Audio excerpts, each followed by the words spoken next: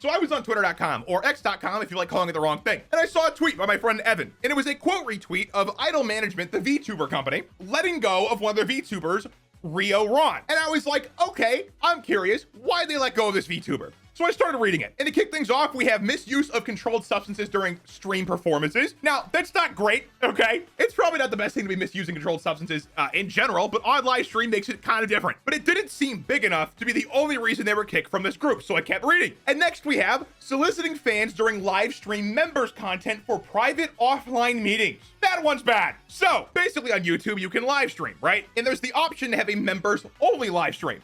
So what they're saying in this letter is Riro Ron would do a members only live stream and get audiences from those members only live stream to meet them in person or on Discord in private meetings. And this was for inappropriate behavior. And I'm gonna let you fill in the blank of inappropriate behavior because I like getting monetized, okay? She also met with fans in person and accepted gifts, collecting over thousands of dollars. And the final point is really the big no-no. She conducted a secretive relationship with a member of the Idle Management team who has also been terminated upon confirmation of these details. So basically what happened was Riro Ron was having inappropriate relations with their audience. And then to cover up for having inappropriate relations with her audience, she had inappropriate relationships with the Idle Management. So yeah, it makes sense why she was let go from the position. As a company that represents VTubers, you don't really want to have someone like this in your lineup. It's not a good look to have someone who is soliciting their fans constantly and, you know, having inappropriate relations with management.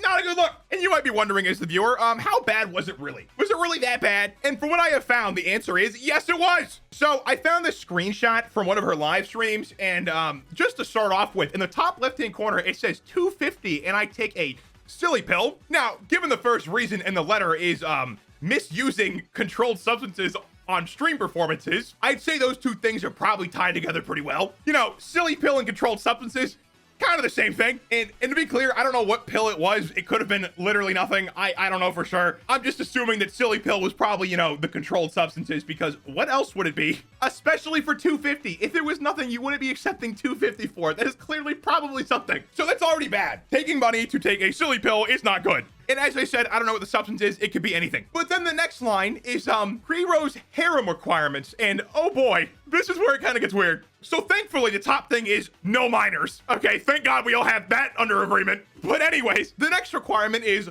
love the Riro. Because how else do you have a cult without loving the cult leader? And the next rule is don't get jealous, but Riro can get jealous. Don't make her jealous. And if that doesn't read like a cult, I don't know what does. Because you're supposed to love the leader, and you can't get jealous of the leader, but the leader can get jealous of you. Just in case you don't know, that's a red flag. I'm surprised this didn't get caught sooner with rules like this, to be honest. Like, there was a YouTuber I covered a while ago on Spattins that was like basically a furry cult. They weren't actually a cult, but they acted like one. Like, the leader was named Goro, and he'd have these VR chat meetings where he'd hug people and tell them all these super nice things. Like, it really came off as a cult. And I remember at the time thinking that was really weird, and it still is, don't get me wrong, but this is worse. And the next point is something that I couldn't understand. The first part I understand, which is be respectful and tactful with Riro. But the next part of it is basically gibberish. And the only assumption I have is do what I want, basically. That's what I'm gathering from it, but if I'm wrong, please correct me. The next line is you must be familiar with her, because why else would you join the cult about her if you're not? And then the next line says this harem project and what happens in there is top secret. Do not talk with other people or other Stardusts about your trip and experience. And I'm assuming Stardust means their fans. So you have to go to this secret location, not tell other people, especially people who watch her stream. This definitely comes off as like cultish behavior, or at the very least things you shouldn't be doing. She clearly knows this was a bad thing because she told people not to talk about it. Oh yeah, and at the bottom, by the way, it says perks, the possibility to meet up with not Riro and more. And since we read that letter that was on Twitter, we know that the possibility part of the sentence is just true.